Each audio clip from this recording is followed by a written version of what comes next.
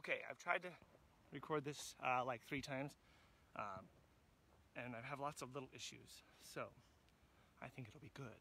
That's why it's been such a pain in the rear.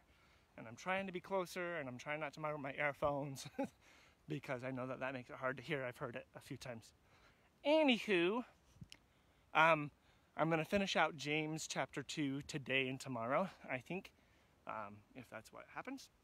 Anyway, so James chapter 2, we did the first part pretty well, I feel like, all the way through verse 11, I believe. But after that, James spends a whole lot of time talking about how our faith and our actions have to be of one body. And I'll post the scripture because I can't do it while I'm walking, obviously. And I can't read it while I'm walking, obviously. But if you pick up, I think, verse maybe 11, maybe 14.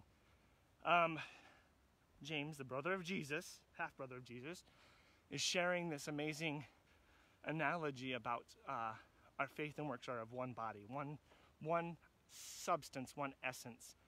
And he uses a couple examples. One is Rahab, the prostitute, which is super interesting because she was a Gentile, not one of the chosen people, not one of James's fellow Jews. And so that's super interesting that he points to her as a woman who has her faith and her actions in sync with each other, how she saved the spies.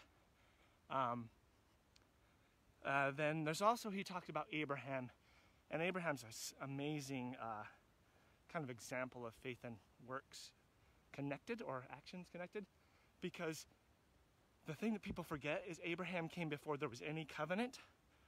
His relationship with the Lord came in a covenant of himself and the Lord alone, not the nation of Israel and not all of mankind. And the scripture said that his actions were credited to him, not his actions, his faith was credited to him as righteousness before there was any law, before there were any rules that were given from Moses, or even before God specifically said, do this, don't do that. So that's super interesting because James is taking the time, James being Jewish, to make a distinction between, wow, I guess I'm out of breath. Woo! Sorry. Anyway, he's making the distinction between doing all the religious things that he's been raised on, that he saw even Jesus do, and saying that it was Abraham that is our example of faith. So that's a super interesting thing to think about. And I think in my mind, the thing that really stands out to me in this passage is in the Message, it really talks about, can a body to be divided? So can you separate your good actions, your good works from your faith? It's almost impossible, right? Like, so he says, actually, in the Message version, it talks about that would lead to a corpse.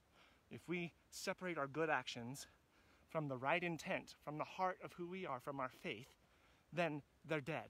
And that's how it says it in the NIV, is that faith without works is dead. And I know that people misrepresent this scripture because there's the part of us that wants to just act out on our faith, like not even on our faith, on our religious or our moral beliefs, and we feel like that's the right thing. But I know I've done that for all the wrong reasons at times. I've acted in a way that's good and right and might actually advance the kingdom, but without the right intent, without the right reasoning. So I think that's kind of a place of like reflection, you know. It also made me think a lot about different things. Like, my wife has a heart of gold and she loves to serve, but she loves to serve in ways that I simply do not like.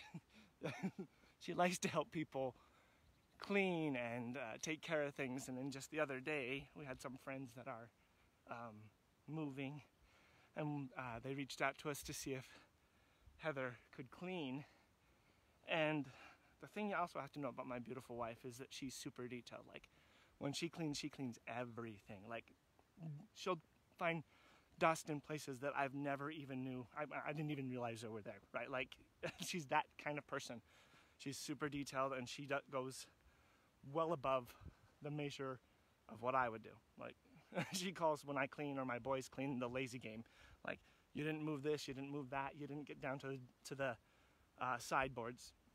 Anyway, so she she didn't even have to think about it. When I showed her the text, she went and like changed her day to go help clean our friend's home that they were moving into. And because I know that will take her a long time, I wanted to be around her, I chose to meet her there and help a little bit.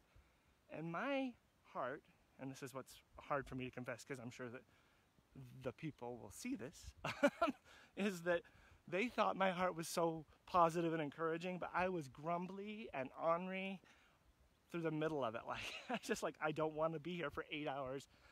And then there's part of me that goes, these people have helped us move, I think 3 or 4 times, because when we had to move back and forth between Twin and Pocatello, they were there every time. And when we moved into our new home up in the hills, they were there. And so then there's my part of my mind that makes this transactional, right? Like, they help me, I gotta help them. But my heart wasn't right. And Heather kind of called me on it. She's like, don't you steal my joy while I'm doing this? And then I got my crap together, and I did feel joy. I felt a blessing to know that these people that have gone through some pretty hard stuff recently, we're going to be able to come into their home without having to work as hard and be able to rest and call it their own home. So it's interesting because they thought my heart was great and it's always positive, encouraging, and here I am, a butt knocker. That's probably inappropriate. I don't know. Anyway. And when I let my faith and my actions not be divided, my spirit changed. And what's weird about that is that God blesses us even in our stupidity, even in our crankiness, even in our orneriness. And that's the measure of grace. So, felt like I really had to share that this morning. So now that I'm done sharing that, I will probably do a more detailed exploration of that last part of chapter 2 and move on to 3 tomorrow. So, hi Sherilyn, hope you're having a good day. Okay, blessings friends, peace. Hope you didn't see too much of my nose. It's hard to hold it like this. Out.